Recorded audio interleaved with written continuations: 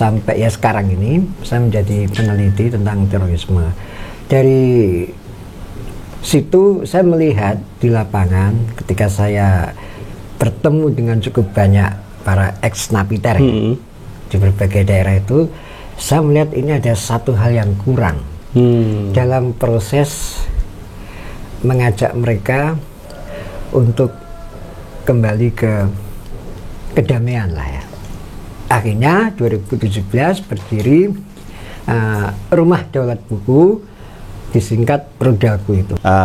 Tugas saya adalah memberikan pengajian. Nah, pengajiannya menggunakan kitab Usul Fikih Waraqat karya Imam Al-Juwaini. Imam Al-Juwaini, Imam Haromen, ini guru dari Imam Al-Ghazali. Mengapa kitab ini yang dipilih? Karena yang pertama, kitab ini adalah kitab metodologi.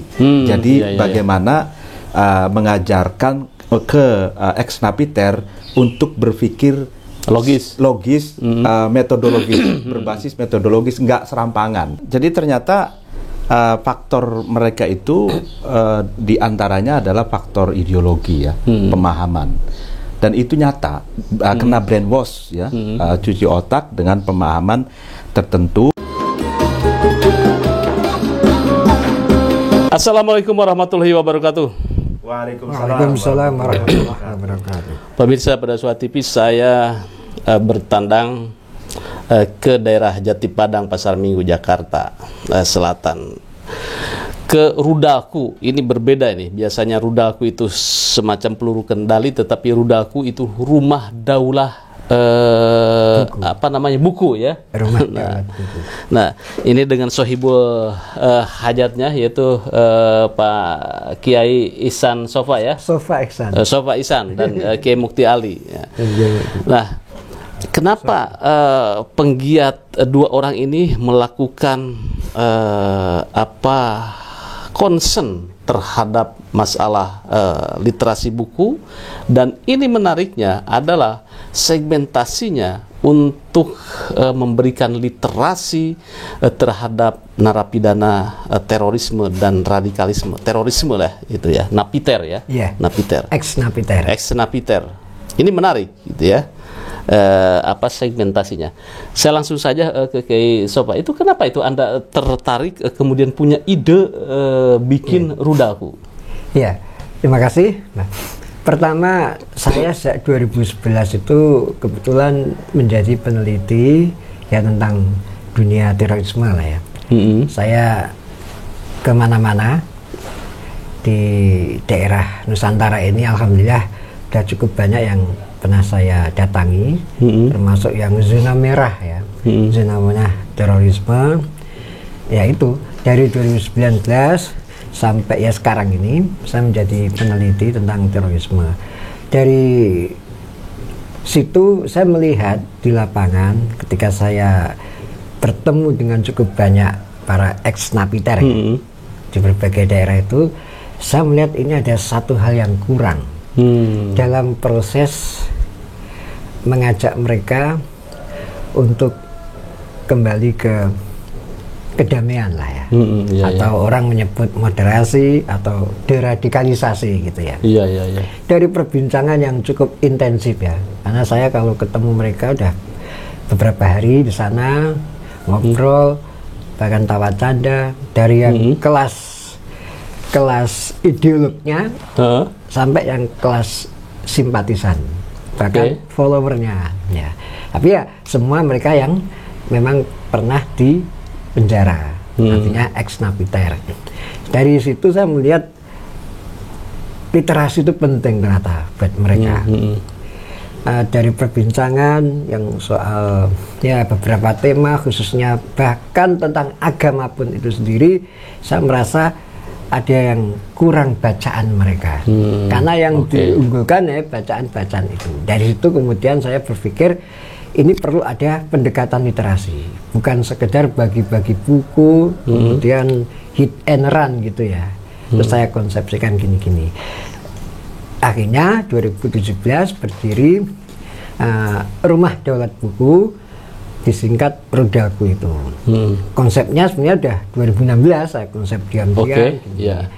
Terus Oke, intinya bahwa ini rumah ini adalah semua kegiatan untuk ex napiter, terus kemudian di sini nanti lihat itu banyak buku-buku. Nah, ini mereka itu diajak untuk membaca buku atau rumah mereka untuk dijadikan semacam perpustakaan seperti ini? Ya, jelas ya. Nah, misinya kan mendorong mereka untuk mau membaca buku, terutama buku cetak. Kalau gadget mereka sudah canggih lah. Saya kalah canggih kalau gadgetnya ya. Intinya itu. Ya, modelnya gimana caranya untuk mendorong mereka mau membaca, baik mereka maupun keluarganya. Rata-rata kan mereka punya anak, istri. Nah, ya caranya dengan mendorong mereka untuk menjadikan rumah mereka itu perpustakaan. Rumah harus punya pustakaan. Istilah Cicero itu rumah tanpa pustakaan itu ibarat tubuh tanpa jiwa. Ini 5 sebelum Masehi yang bicara gini. Jauh sebelum Islam hadir kan.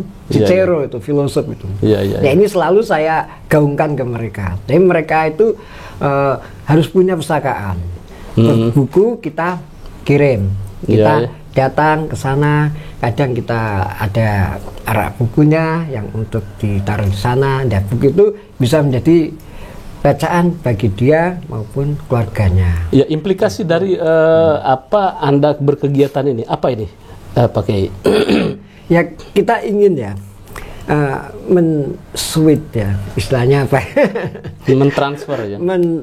Mentransformasi semangat mereka yang semangat jihadis itu ya, untuk diswitch, ditransformasikan ke semangat untuk jihad literasi dengan mencerdaskan warga sekitar. Ya istilah kerennya mencerdaskan anak bangsa lah melalui basis rumahnya. Jadi jihadnya nggak perlu kemana-mana. Rumah itu akan menjadi semua hal bisa kita lakukan. Bisa untuk kemaslahatan, bahkan cari uang lewat gadget cukup di rumah. Nah dari rumah ini kita bergerak. Kelak itu kantor-kantor udah nggak ada, apalagi udah digitalisasi kan, udah metaverse.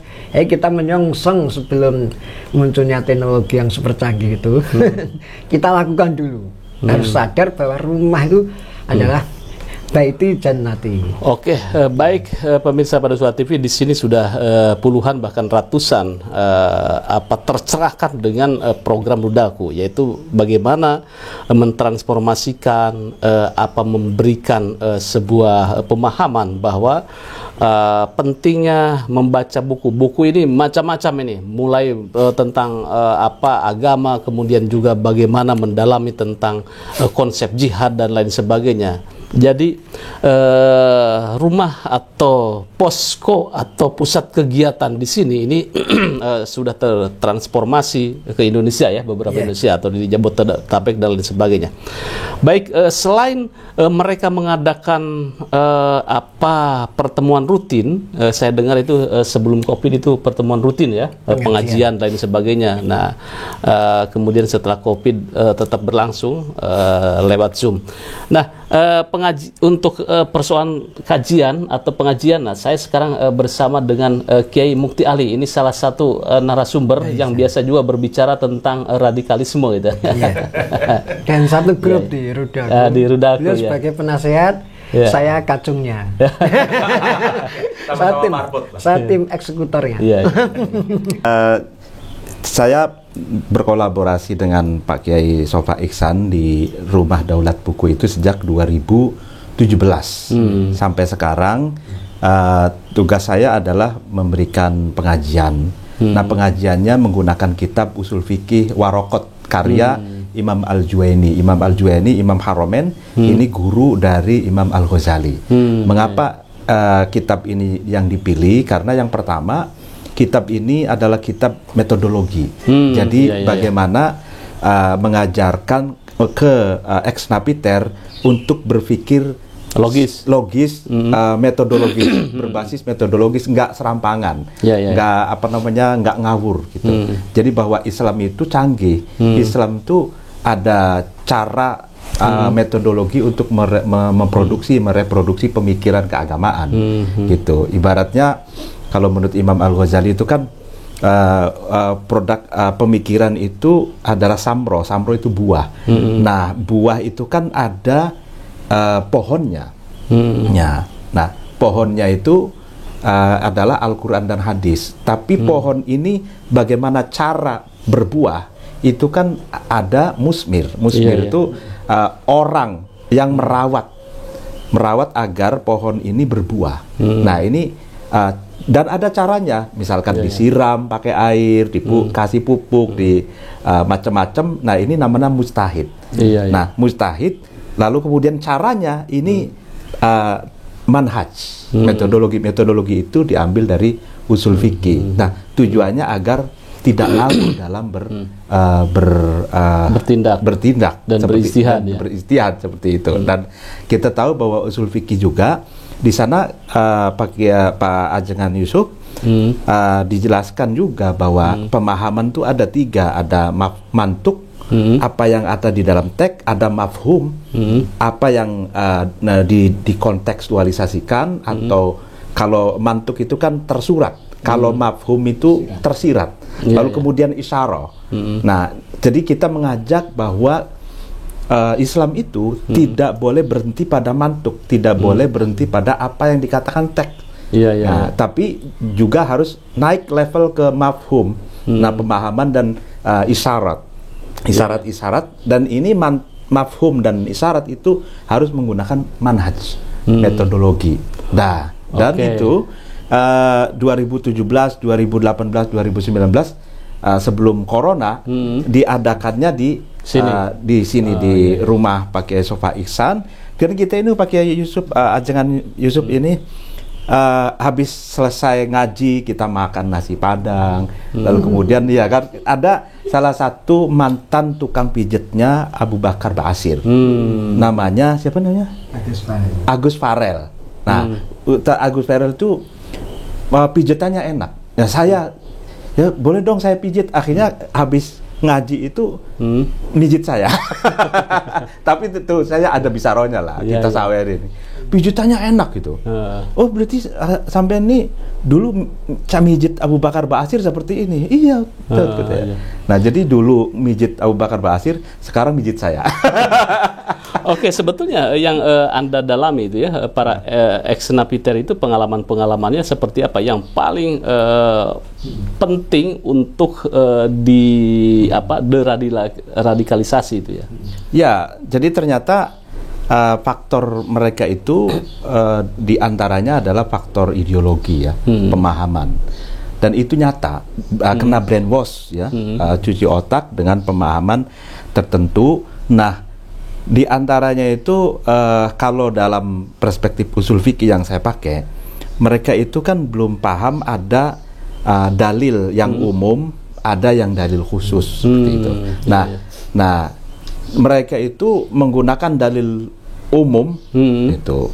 Padahal kalau menurut usul fikih itu tidak boleh kita menggunakan dalil umum. Misalkan faktulul musyrikin, kan ada itu bunuhlah orang-orang musyrik itu,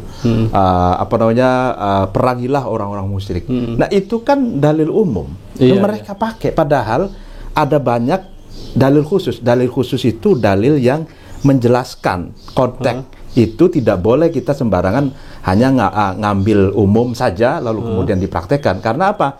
Ada pengecualian. Dalil khusus ini pengecualian dari dalil umum faktul musyrikin. Contohnya di dalam Al-Quran, illa ahadtum, boleh kalian memerangi kecuali non muslim yang mu'ahad. Nah, mu'ahad itu non muslim yang punya perjanjian damai, hidup damai bersama orang-orang muslim. Lalu kemudian pengecualian lagi, Nabi Muhammad mengatakan, man ada dimian faqad adani, barang siapa yang melukai non-muslim yang damai dengan muslim, maka dia melukaiku. Nabi Muhammad pasang badan untuk non-muslim yang damai terhadap hidup dengan muslim. Nah, lalu kemudian misak Madinah. Nabi Muhammad mengumpulkan seluruh tokoh masyarakat non-muslim pada waktu mendirikan kota Madinah itu negara Madinah. Itu kan Mitsaq Madinah mengatakan bahwa kita harus saling menghormati, kita tidak boleh merugikan, tidak boleh menumpahkan darah sesama kita. Lalu kemudian Nabi juga hidup rukun bersama mereka. Nah, ini kan dalil-dalil khusus ini yang memberikan konteks terhadap dalil umum faktul musyrikin ini tidak boleh. Nah, di antara seperti itu. Baik, jadi rudalku ini sudah bermetamorfosis ke rumah-rumah ex napiter. Tadi tentang literasi, bukunya banyak buku-buku yang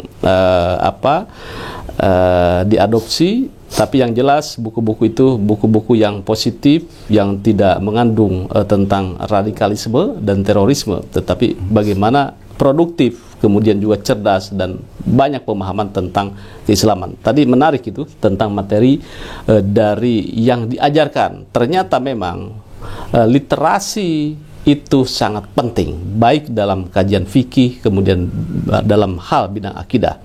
Karena ketika kita berbicara akidah, maka banyak sekali di situ instrumen dalil yang harus kita tafsirkan. Nah, bagaimana penafsirannya? Tentu harus ada gurunya, jangan menafsirkan sendiri sehingga tidak tersesat ketika kita memaknai sebuah dalil qot'i. Baik, sebagai closing statement, bagaimana Kiai Sofa terhadap mungkin harapannya, kemudian juga himbauannya terhadap ex napiter yang belum bergabung dan sudah bergabung dalam Rudaku ini? Selama ini agenda yang sudah kita wujudkan ya, memang belum semuanya. Yang sudah saya wujudkan seperti pengiriman buku, mendatangi mereka, mengadakan kegiatan literasi di rumah mereka dengan mengumpulkan anak-anak warga sekitar rumah mereka. Itu ada beberapa, termasuk pengajian al-waraqat yang biasa oleh Kiai Mukti. Nah, kegiatan yang lain memang belum bisa diwujudkan ya, karena persoalan lainnya lah ya. Tapi yang jelas dari apa yang kami lakukan, walaupun hanya debu lah ya, itu wujud dari kami berdua sebagai warga negara yang cinta NKRI ini, dan kebetulan sama-sama mencintai literasi.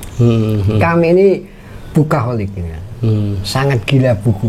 Nah, kita wujudkan dalam bentuk wadah rumah daulat buku, dan kebetulan kami ini peneliti tentang terorisme kalau saya sejak 2011 itu, dan memang saya kira, dan saya kira lagi ya, saya melihat sekali bahwa para ikhwan-ikhwan ini butuh literasi. Tidak hanya butuh sembako, wirausaha, atau hal-hal yang sifatnya konkret. Dan kami punya impian ya, dengan adanya ini, walaupun pelan-pelan, ini kan kerja peradaban. Dua hal aja yang terpenting adalah mengapa saya tertarik dengan Rudalku ini, Rumah Daulat Buku ini. Yang pertama adalah Rumah Daulat Buku ini tidak berbasis proyek, tidak berbasis satu kegiatan. Kemudian sponsorship. Sponsorship lah ya. Sponsorship tidak. Kalau karena apa? Karena sebagaimana dikatakan Pak Kiai Sofa Ihsan bahwa ini kan persoalan peradaban. Nah, persoalan yang harus kita memiliki napas panjang. Napas panjang membersamai mereka. Kalau seandainya napas kita pendek seperti sponsorship by project, itu kan napas pendek. Sementara mereka ini butuh pendampingan yang panjang. Nah, itu ya saya tuh tertarik, dan ini semoga model Rumah Daulat Buku ini menginspirasi gerakan-gerakan yang lain gitu, Pak Anjangan Yusuf. Nah, itu yang pertama. Yang kedua itu saya sebelum Paus Fransiskus berkunjung ke Indonesia lalu ke Istiqlal itu ya, itu saya diwawancarai oleh salah satu wartawan Prancis, dan wawancara itu dimuat di koran Prancis. Mereka itu tanya, ini kan sebentar lagi Paus Fransiskus akan datang, itu beberapa hari sebelumnya. Nah, apa sih yang membuat Muslim Indonesia itu toleran? Gitu. Saya jawab ada 3. Nah, yang pertama, Muslim Indonesia itu selain referensinya Al-Quran dan hadis, juga referensinya adalah khazanah klasik Islam. Dan di situ, di khazanah klasik Islam itu memiliki banyak sekali ragam pendapat.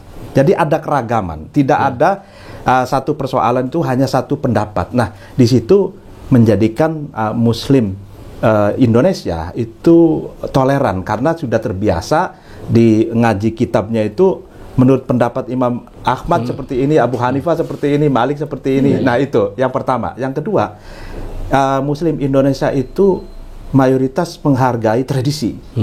Tuh, tradisi, wisdom, lalu kemudian kekayaan seni, lalu kemudian warisan nenek moyang dan lain sebagainya. Di antaranya Pancasila itu kan di antaranya itu bagian dari warisan nenek moyang kita, yaitu dari Majapahit, gitu kan. Nah, lalu yang ketiga ini masyarakat Muslim Indonesia, karena ini berbasis pesantren, mayoritas ada pesantren, ya. Di situ diajarkan juga metodologi cara berpikir. Di antaranya itu usul fikih yang kami ajarkan ke ex-napiter itu. Itulah ketiga inilah yang mengakibat yang menjadikan Muslim Indonesia menjadi Muslim yang toleran. Dan ini semoga menginspirasi. Bahkan wartawan itu mengatakan, oh itu bagus sekali. Gimana kalau itu kita replika, katanya, transfer ke Prancis. Karena Prancis kan sekarang banyak imigran. Itu pandangan wartawan Prancis itu, ini bagus sekali nih begini, katanya. 3 ini gimana cara kita transfer ke Prancis? Semoga kita bertiga ini bisa ke Prancis.